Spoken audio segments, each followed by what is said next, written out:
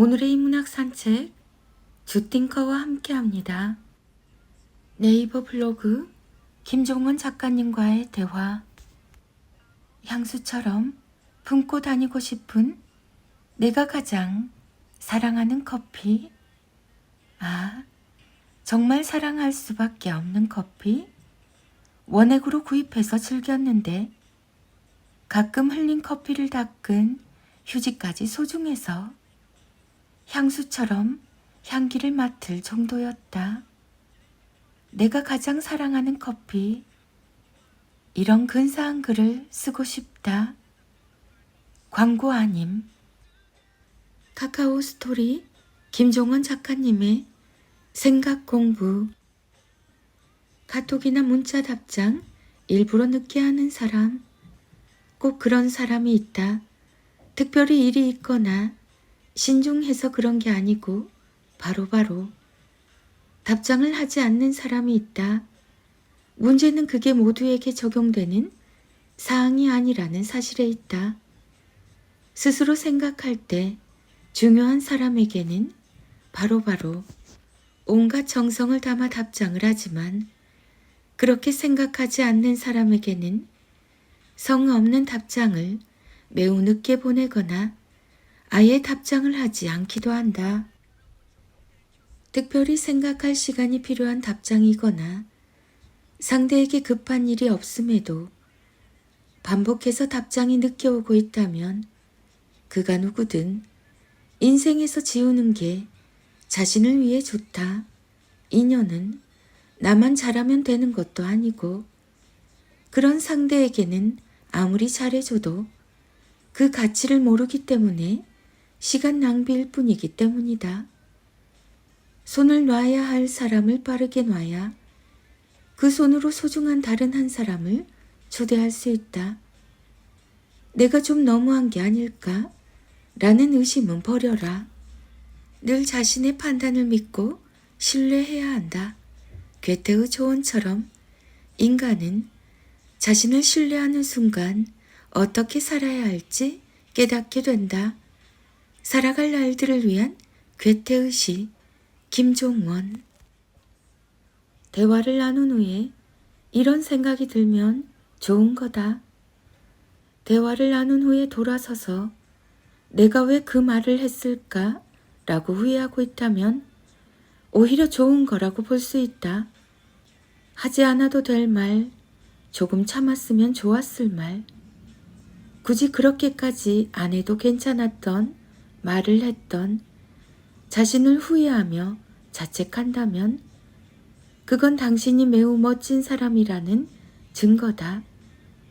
대부분의 나쁜 사람들은 그런 인식조차 없어서 후회를 하거나 반성하지 않기 때문이다.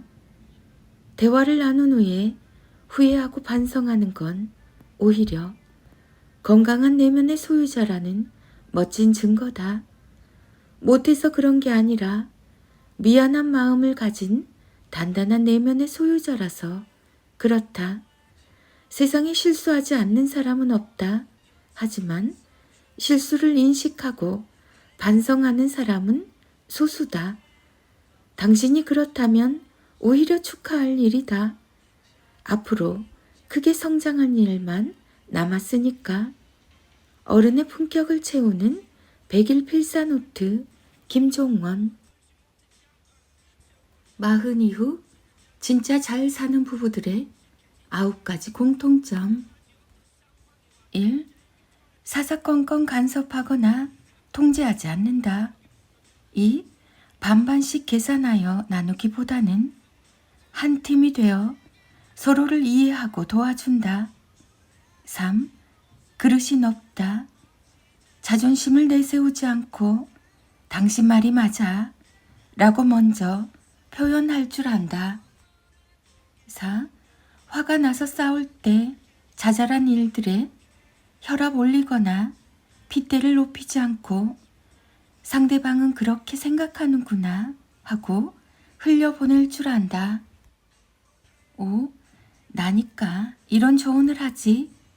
참견하는 대신 내가 먼저 바르게 사는 모습을 보여준다. 6. 부정적으로 신세를 한탄하지 않는다.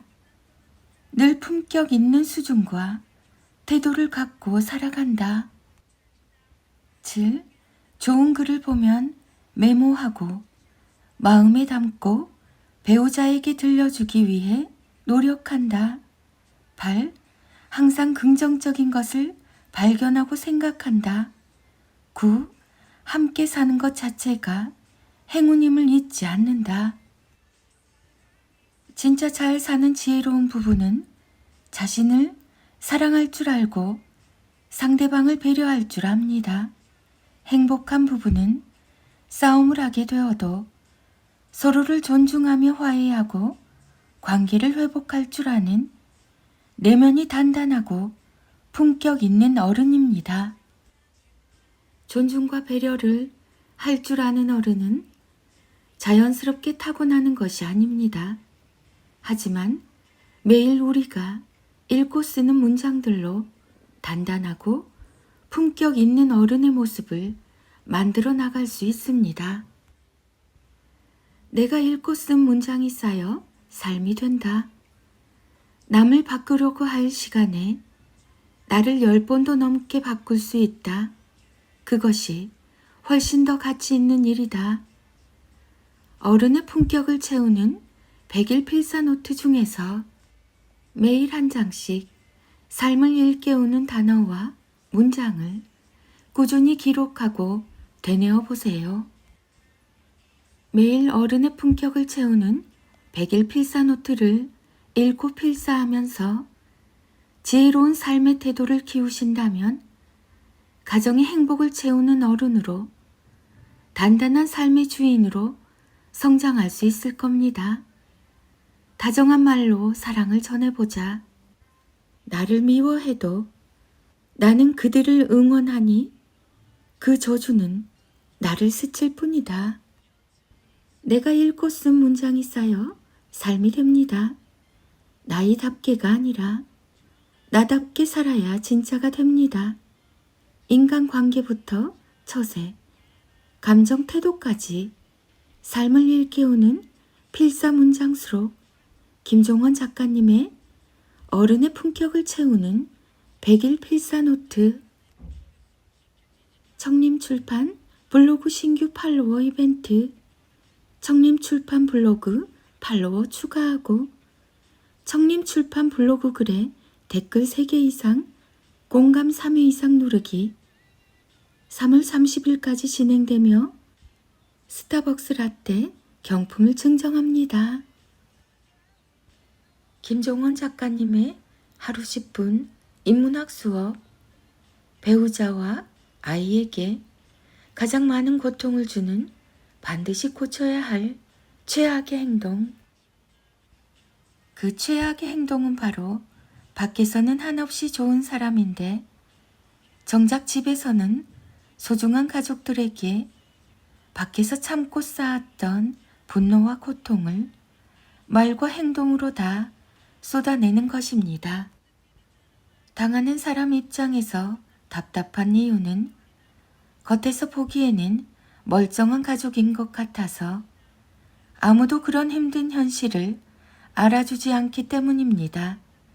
슬쩍 보기에는 그럴듯하지만 실제로는 썩은 사과처럼 아무런 희망도 가질 수 없는 가정이 많이 있습니다. 중요한 건 그런 가정에서 자란 아이가 자신이 어릴 때 반복해서 보고 듣고 배운 것처럼 밖에서는 한없이 좋은 사람이지만 집에서는 소중한 가족들에게 매일 스트레스를 푸는 최악의 부모가 될 가능성이 높다는 사실입니다. 집에 오자마자 안색을 확 바꾸며 한숨을 먼저 깊게 쉬고 가족을 쓰레기통으로 생각하며 온갖 화풀이를 하는 걸 멈추세요.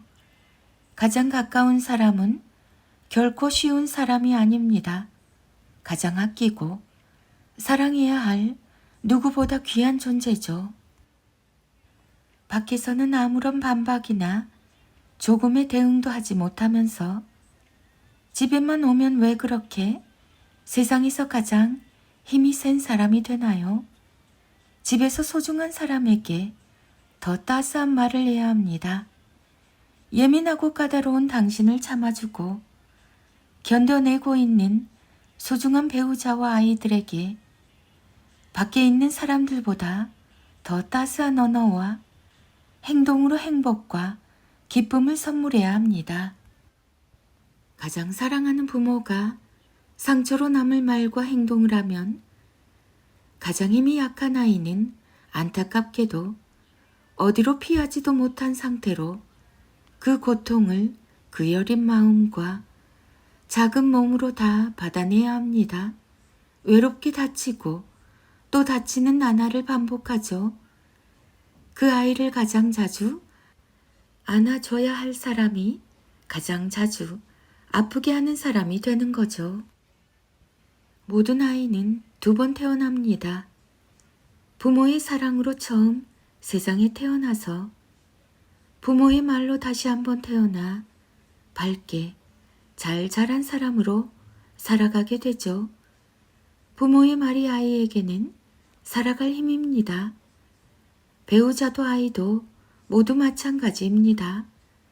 대문호 괴테가 강조한 것처럼 부부가 따스한 말로 가득 채우는 가정에는 다른 가정과 비교할 수 없는 평화가 있습니다.